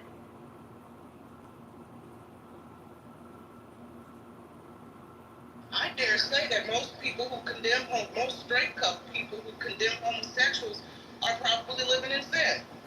They're probably having premarital sex and having babies out of wedlock. Mojo, great topic. Yeah, that's what I did.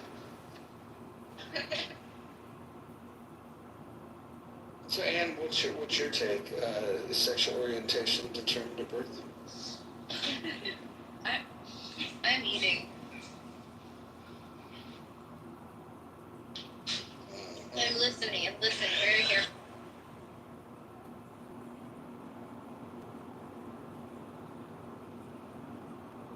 Interesting.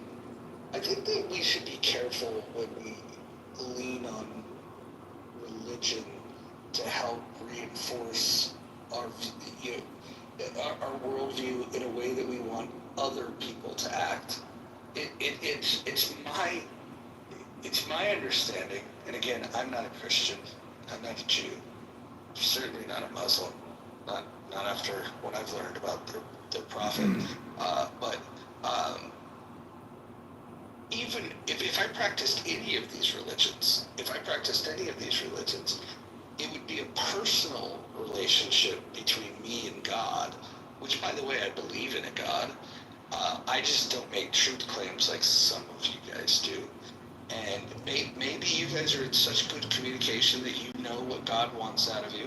Maybe that's true. I won't argue that. But I can't understand why anybody would then take that personal relationship that they have with God and then try to project that what other people should do. I would imagine that the God that creates the universe and creates the people in it and creates the order in which things relate with one another, I've yet to see any text that would be useful to say that you should worry about other people rather than worrying about yourself. In fact, it seems like the one thing that these things all have in common is that A, God exists, and B, God loves you, and C, God wants a relationship with you. That's what it seems to happen. But there's a lot of people that tend to then take their personal relationship and then say, I am going to go judge others based on my belief. And I think that's a huge fucking problem. I think that's a huge fucking problem. I think that when you see it to its extreme, it plays out that you will literally kill people that don't believe what you believe. And I think we should be very, very careful with taking our beliefs to a place where you want to hold other people accountable for your belief system. If you don't want to do the things that your biblical text tells you that God would be irritated with, then don't do those things. That's your choice. In fact, any of those things, if you decide that you want to follow the law and you want to not wear polyester shirts because you think that would be pleasing to God, then do that. But I don't see anybody advocating for laws that say that we should outlaw cotton polyester shirts because we know how God feels about that.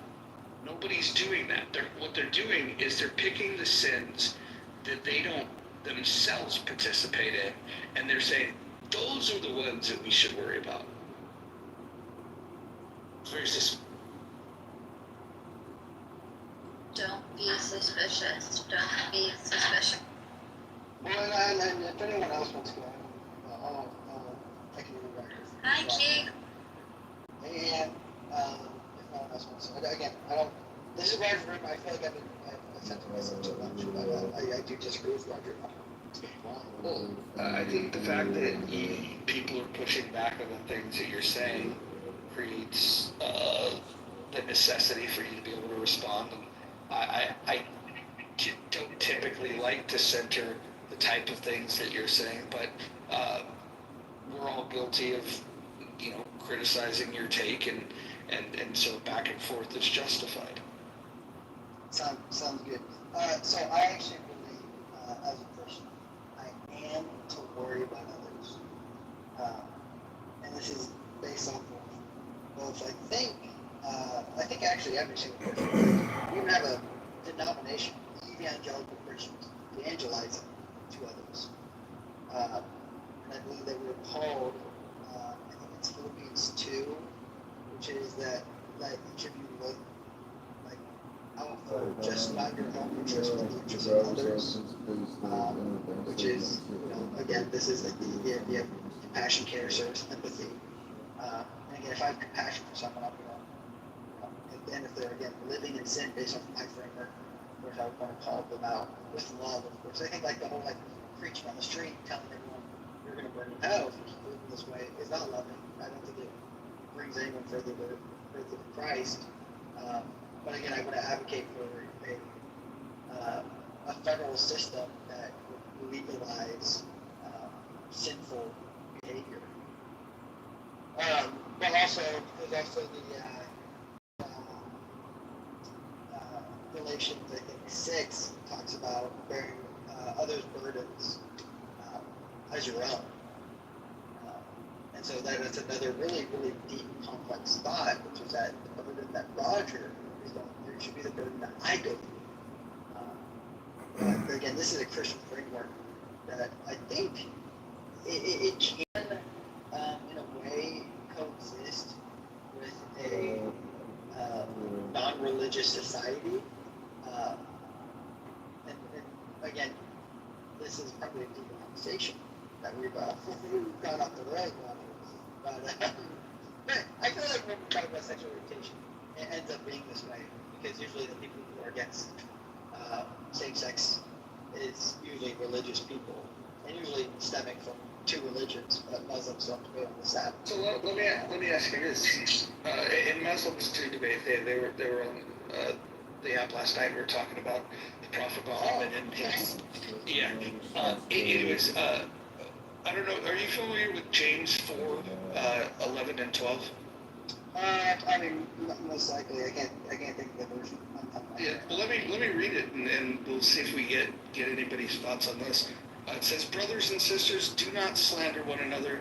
Anyone who speaks against a brother or sister or judges them speaks against the law and judges it.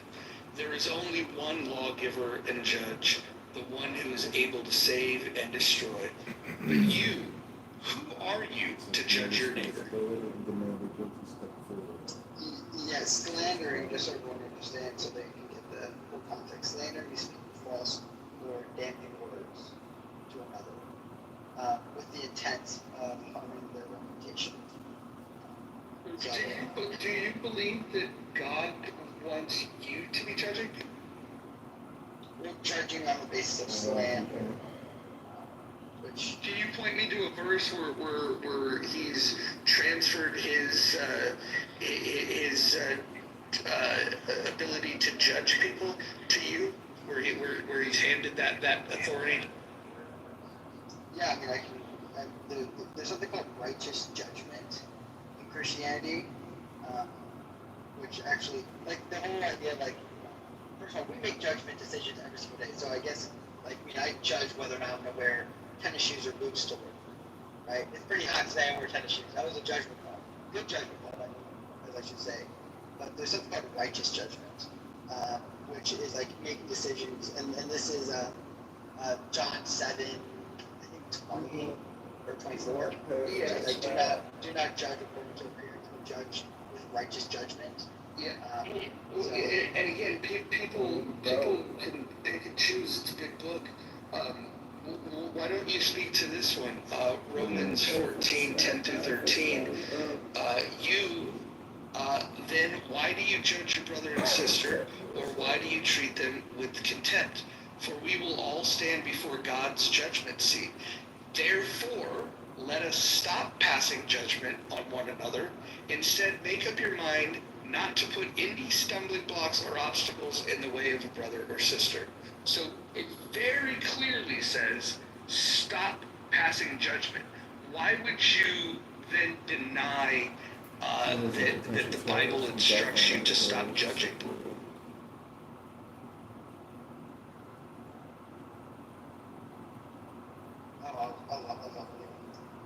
Yeah, again, we pass judgment on everyone.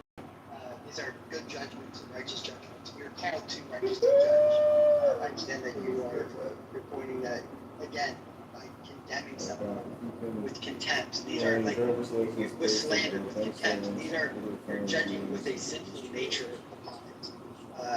Righteous judgment is based on truth, with humble, with humility and honesty, and it corrects with love, and it's fear-led, and it's supposed to be fair.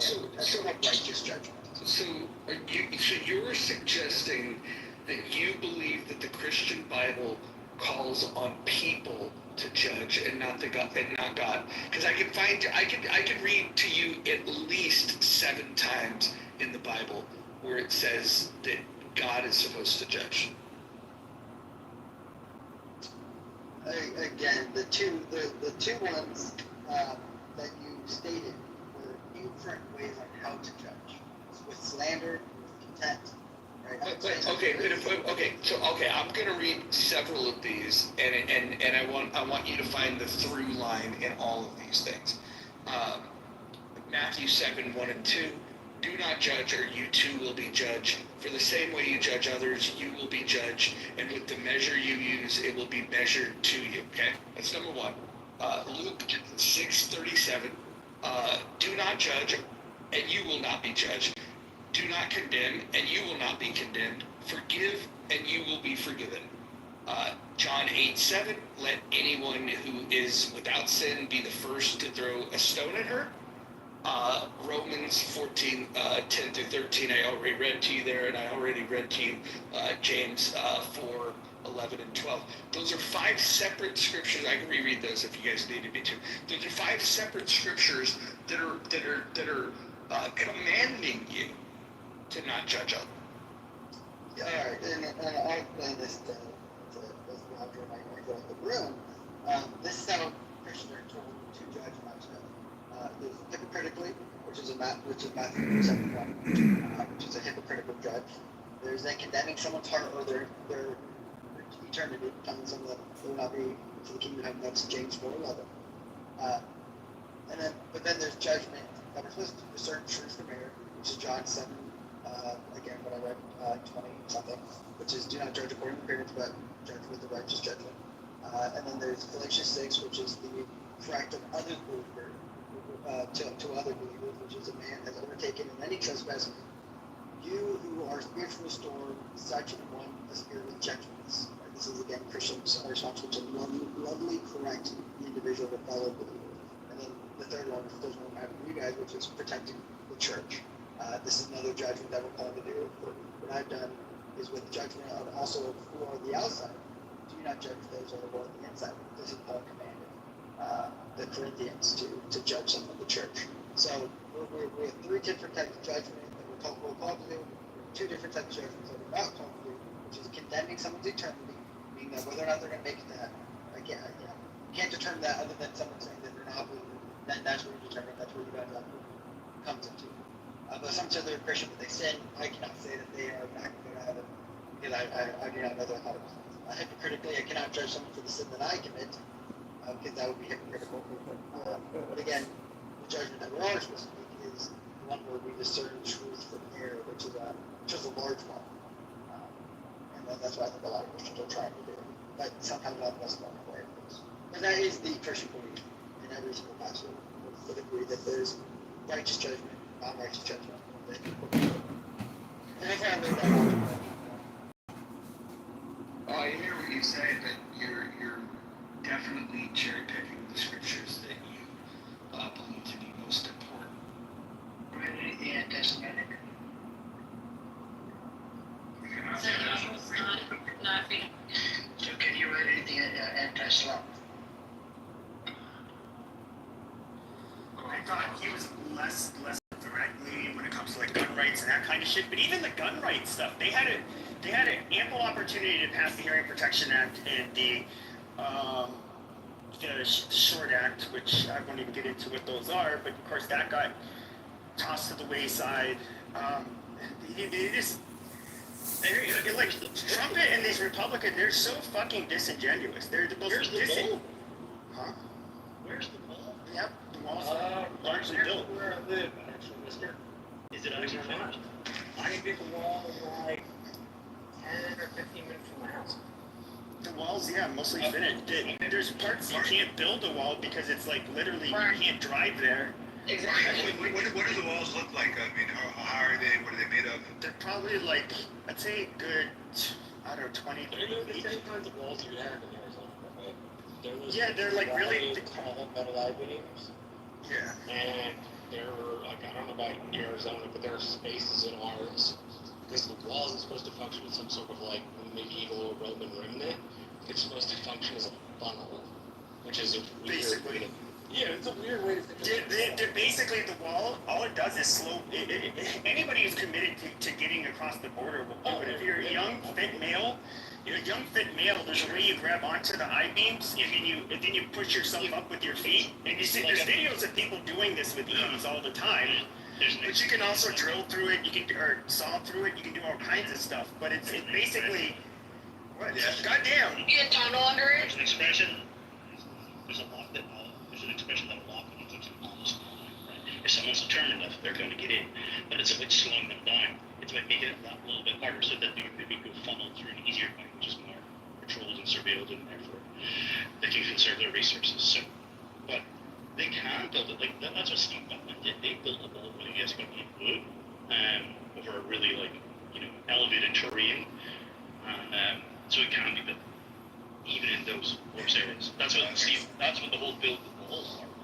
No, you have like super steep, like literally, you'd have. Go down this area. I saw the video. Go look at the build the wall. But wouldn't it be better to like patrol the border with guards because like people get right? Yeah, they're moving to mainly like electronic. They're moving to largely to like electronic surveillance and stuff, which is way better to begin with. Yeah. With electronic surveillance, that means like cameras, that means drones, that means aerostats, which are big clips. The problem is that policy, they are using, just let me finish. They are using what you call it, active border patrol, whether they be in trucks or whether they're on horses, depending on what part of the train you're on. They are utilizing walls, and they're utilizing ground-based sensors which indicate vibrations. They're using all of that in conjunction. So it's not like they're only doing the wall.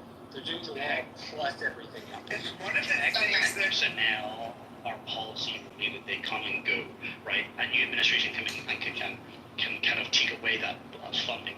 If they build a wall, it would be extremely unpalatable to the taxpayer if the new administration decided to take it down. So it will be.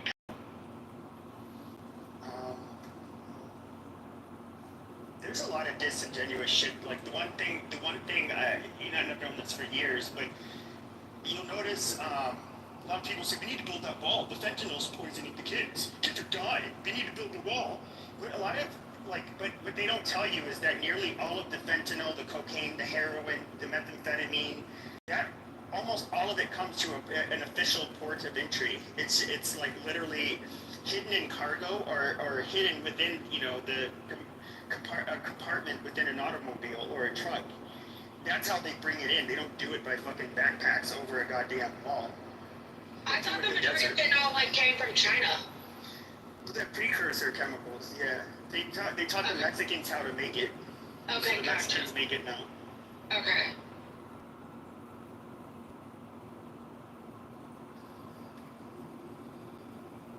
Yep. I think Keegan's a MAGA person, so we usually get along. But Keegan, what do you think of this big shitty bill? Whoa, right? Nothing. I do not like this bill that's gonna have losers on their knees. This is a trashy bill. I mean, it's just like literally, so it's going to put us further in debt. Yet, what is it doing for Americans? Well, I mean, it's going to yank a bunch of people off of health insurance. It's going to have hospitals in rural areas, which are very needed. We've already had a problem with a lot of them shutting down. These are going to go. You're probably going to lose more rural health care. And for what? We're spending more money for this, and you had Trump in his serving the drive-through at McDonald's and driving a garbage truck, basically saying, "Oh, I care about you, everyday Americans, basically poor Americans," and look what he did to them. Is it slowing the growth of the debt? No, I don't think so. Not that I didn't say I don't think so, Norm. I think it's spending more money. I thought that was the contention of this bill, that it's spending. Everybody spends more money, but there's a rate and there's a net amount. So if the rate is slow, that could be seen as a small victory.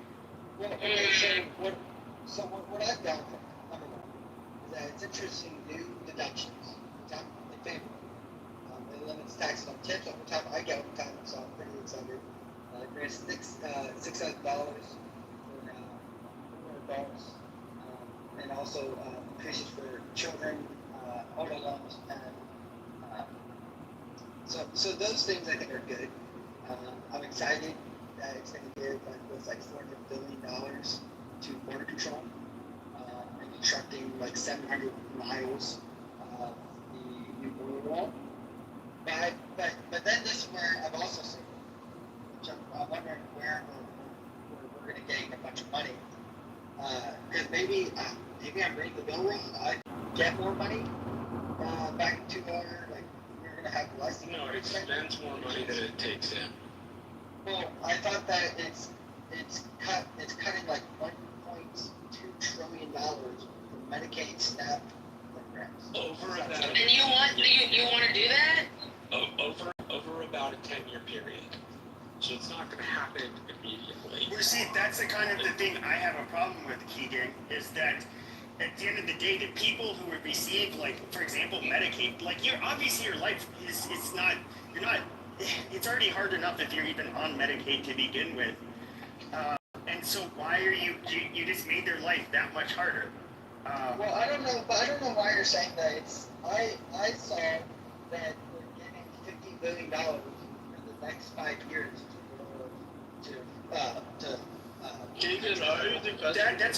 that's only gonna slow down the bleeding, because you're gonna have basically that's gonna be given to the hospitals, because obviously once people are off of Medicaid, they're going to the hospitals aren't going to be making as much money. And we've already have a problem with rural hospitals having to close. But what it does, that $50 billion doesn't do, is it doesn't give the poor people health care so that they can get their medications, so that they can have any kind of preventative care, so that they can, and Medicaid covers super basic shit. It's not. I don't know. I think the reason why a lot of people are upset with Medicaid is that it's been exploited, right? It's costing taxpayers. Oh my goodness, it's costing taxpayers over $50 billion a year on illegal immigrants. No, that's false. Because Is that true? No, I can tell you it's not. No, you got it wrong. You got it. Okay, you're talking to somebody who worked in hospitals even over 20 years ago. You're correct. There was. In Arizona, we had the Medicaid. It's called Access, and they're these white insurance cards. Now, illegal immigrants, they would have a bright yellow access card, and that was basically just showed that it was purely federally funded, and it's to be used only at like an emergency room. And part of the reason why they do that is because emergency rooms can't refuse treatment if you present with symptoms. So basically, it was making it so that the hospitals and the community were having to eat the cost of these illegal immigrants seeking like health care. But at the end of the day, that's not really solving anything. It's just going to pass the financial burden on to hospitals. Now, if you're gonna actually solve the fucking problem, you start at the root, which is like, okay, you have way too many undocumented immigrants doing this shit. Yeah, just one No, the bill cuts Medicaid for immigrants. Dean, we don't allow immigrants. No, hold on, Dean. No, let Dean go. Yeah, just provide some slow stats out here, but looking here is, for one, Medicaid is you can't file for Medicaid as an undocumented immigrant. So immigrants are not eligible for Medicaid. However, there's emergency Medicaid spending, which undocumented immigrants can receive. But this is only a small fraction of overall Medicaid spending. Looking at, from 2023 data, only 0.4% of total Medicaid spending went towards emergency care for undocumented immigrants, which amounts to roughly $3.8 billion out of $900 billion in total spending. So there's a cost there, but it's about 0.5% of overall Medicaid spending goes to undocumented immigrants for emergency-related care. That's correct. You can't enroll in Medicaid without a Social Security card, a Social Security number. So an undocumented person they don't have that. And even if they can get that. Oh God. This is the thing. They have to. Have you ever applied for Medicaid? Because I have. You have to furnish the Social Security card, and then what's on your Social Security card has to match what's also on your driver's license. Remember, now we have real IDs, so I don't know how these people I don't know how they're going to go and get, because you have to show proof of who you are when you apply for Medicaid. So you have to have a Social Security card in your name. You have to have a driver's license in your name. Sometimes they even ask for a birth certificate, and I've been asked to turn that in when I had Medicaid because I lost my insurance. I got laid off, and I got a new job later. Got employer paid insurance, but it's really difficult if you don't have a social to apply for Medicaid. I don't understand. Like they're gonna check, and then you have a bill or some type of. No, you can't. He just told you. Hold on, let me finish. He just told you it's only 0.4%. The rest of the people on Medicaid are U.S. citizens. So what are you doing? Okay. 0.4 was people going to the ER, right? Yeah. So but the thing is though is that this bill does nothing to stop people from going to the illegals from going to the ER. Because at the end of the day, the law is that if you present yourself to an ER and you have symptoms, they have to treat you. So no matter what, somebody is going to have to foot that bill. Now I get, obviously, the hospitals are going to have to foot that bill. Which, it's going to, especially in places like Phoenix, Arizona, where I live, that can be, that's going to be pretty burdensome. Yeah, what we're gonna create is competitive. Well, the law is they have to be treated. Well, they have to be treated, but like even without the. Hey, immigrant! Hey, immigrant! We don't allow you to speak about this. Why are you simply for immigrant? No. Well, number one is people understand that the reason why we are. No, I didn't vote for Trump. I don't like Trump. But the idea that like some of these stuff isn't a good thing, like what are we doing? But my point is that number one is this bill was going to increase spending because we were going to default on most of our loans and they increased our debt by $5 trillion if we weren't going to default on our loans. Like those things actually matter, and that would have happened under any president. And again, this is just on the inflation. Keegan, who did you vote? I didn't vote in the presidential election. Who did you vote in your primary? Nothing for Trump, that's what it is. I mean, at the end of the day, why do we have this Why do we have this, and it's called big, like a big, beautiful bill. So why do we have such a big bill that puts us more in debt? And I guess, there's the wealthy are gonna, they'll be a little bit happy with it, but you're just gonna shit on your very large voting base, which is gonna be how many times did I tell you the lower conservatives middle class people? How many times did I tell you? No, I know. Conservatives are, like, most quote-unquote conservatives are fucking retards. The great debt to the old man debt. The very people that voted for this bill are going to end up losing their Medicaid and their SNAP. I mean, I'm not down, I don't really agree with the bill, but the Medicaid argument, I mean, there's definitely people cheating the system. Oh, don't spend $900 billion a year on it. I mean, you gotta start to trim fat somewhere. At least So when you say people and try and make them prove that they really need it. What do you prove they need it? when you say cheating the system, the majority of people on Medicaid are elderly. It's because if they don't have enough assets and they have to go into a nursing home, Medicaid pays for their care. It pays for elderly people's nursing home care. Is that correct, Pepe? And a lot of disabled people, like people with like physically disabled, mentally, like autism and all that kind of stuff. Like if you have a kid that is like mentally, Medicaid pays for their health care because they can't work. So this idea that there's all these people just running around scrounging off the system is not true. Like 60% of people on Medicaid actually work. I just said You're spinning this narrative. You're spinning this. Yeah, but you're spinning this narrative. Yeah, there is a little bit, but that doesn't justify kicking 7.6 million people Medicaid that previously had it. Yeah, that doesn't make sense. Yeah. How many people are in that? Well, it A will lot. make sense if it's money. Why do you? I would like to know real quick, Pepe. I didn't hear one thing though. I want a little clarity on it. They said the energy cost is going to go up by like what, $400 a year? Can somebody that knows a little bit more about the bill explain that to me? I'm not familiar with that particular. No. That's what concerns me the most. I mean, fuck the Medicare and all that stuff. Like, it doesn't matter. Well, what about the debt? Somebody said energy costs are going to go up by. It doesn't matter. America prints its own money. That is not a problem. It does matter if people have to pay $400. Let me look it up. The only thing that matters is the debt. No, I'm talking about debt. The debt companies. I get the whole $400. Here's the two things. Here's the two things about that bill that I don't really care about much. Like, okay, I don't qualify for Medicare. Neither does anybody in my family. And every time in like 9 years ago, I actually went down there to try to actually get some for me and my two kids. As a struggling fucking husband with two kids, right? And they said, fuck you. They said, I make too much money. And at that time, living in California, I think, what the fuck do you mean I make too much money? What, huh? Right? So, I didn't respect that system to begin with.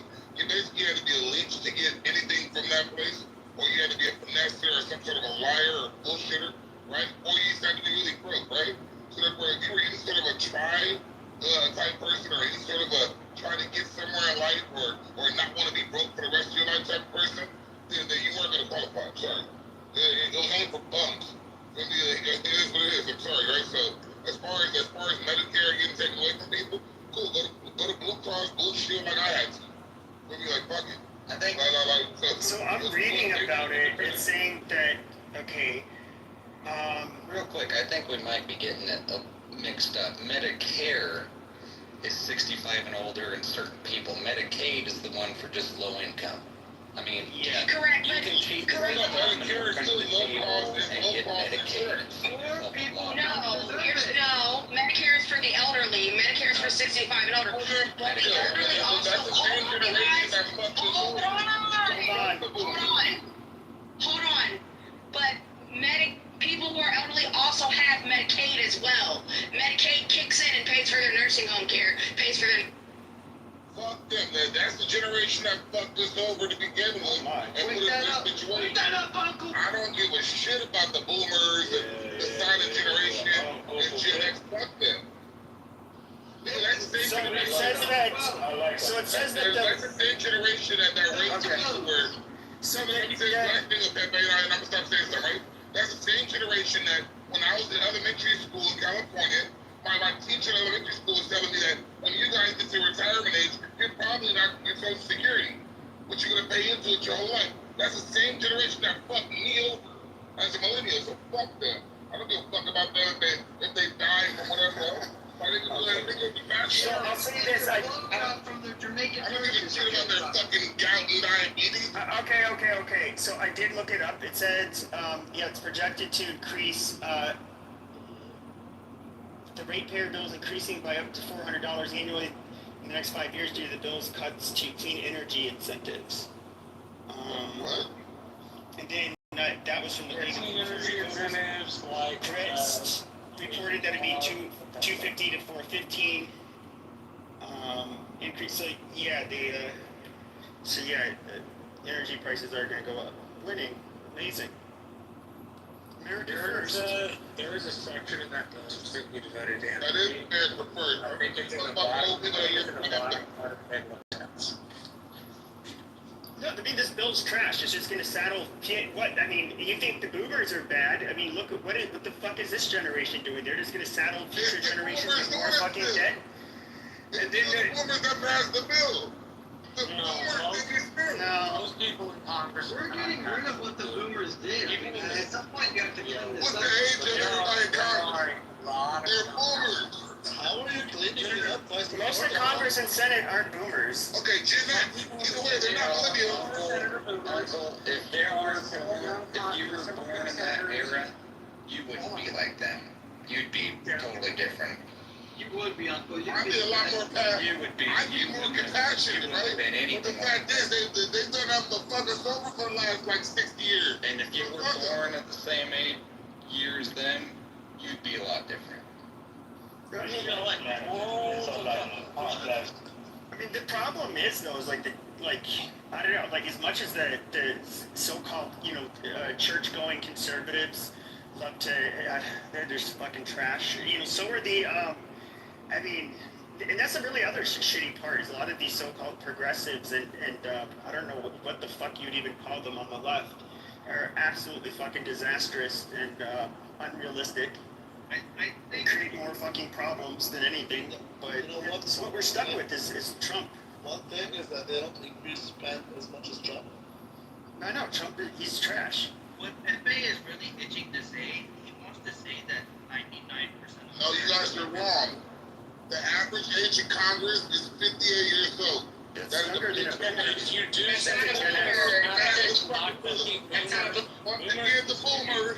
Fuck the boomer. No, it's not. No, it's That's Gen a X. boomer. A boomer is born like 1950. No, a 50-year-old is a Gen X. A boomer is 74. That's a lie. Who cares? It's not a lie. Google.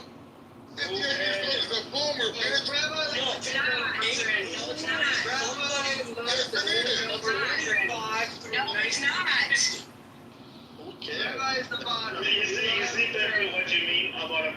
Okay, guys, I know this is my fault. This is my fault because you guys are so used to me having my racist troll spaces, and now I'm just kind of being serious. And what's really pissing me off is what I love to do is to argue with the conservatives. But they're not.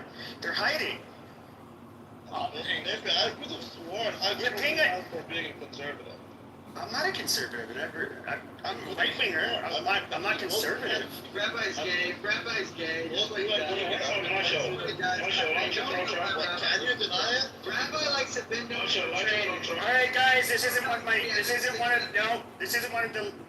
one of the troll spaces. So I'm not trolling. I'm not a conservative. I'm really not. Okay, fine.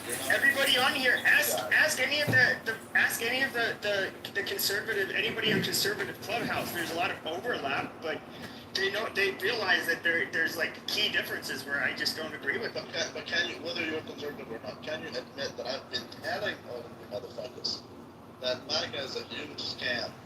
You never told me that, so I never told you that conservatives are actual cucks. I never told you that. Not me. So, Pepe, can you explain the difference between a right winger and a conservative?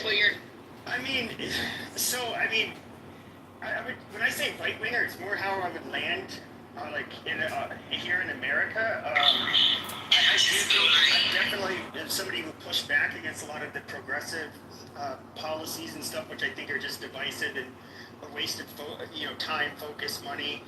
Yeah, but you full of shit because you did support Donald Trump. I did. I voted for him. You said what? I voted for him. What is your talk? Well, I guess Donald Trump. God damn, can I finish my fucking point? Jesus fucking Christ. Hey, fuck you, Pepe. Go ahead. So, no, I'd say that the difference is conservatives are more like, first of all, Trump isn't really a conservative, but like more in America, more like, you have like the religious right, you have the fiscal conservatives, you have the social conservatives that kind of like meld all of those together. I guess all in all, it's a conservative. Fiscally, I'm actually somewhat of a centrist. Socially, I don't deal in the culture war stuff. I mean, most people would say I'm similar to the far right in terms of maybe my views on like immigration and race and stuff. I'm as far as the Constitution goes, I mean, I guess you could say a fan of it. Really big on gun rights and free speech. So I mean, just like most people would just put me in the right wing basket. Okay. Thank you for clarifying. Exactly. Yeah, but I'm pro-abortion. But I'm pro-abortion. I think that like the MAGA people that were pulling their hair out, like, oh my God, you can't let a tranny shit in the bathroom. It's so fucking horrible. What's this one coming to? And you guys freak out and look like fucking total spastic retards. You don't have kids though. Me as a guy with a daughter, right? I don't want no fucking little ass boy